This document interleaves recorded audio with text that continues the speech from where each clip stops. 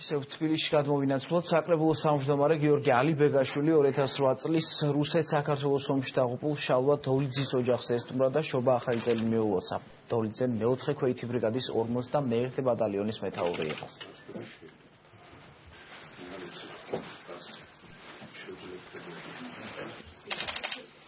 ასეთი ქართველი გმირები ჩვენ შეგვახსენებენ ჩვენს წარსულს, თუ როგორი უნდა ვიყოთ აწმყოში და რა რწმენა უნდა გქონდეს იმედის.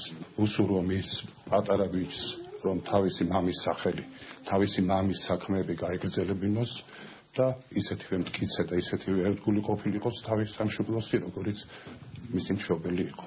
ძალიან დიდი მადლობელი, რომ საერთოდ საკრებულო ყოველთვის ყურადღებას გაქცევდა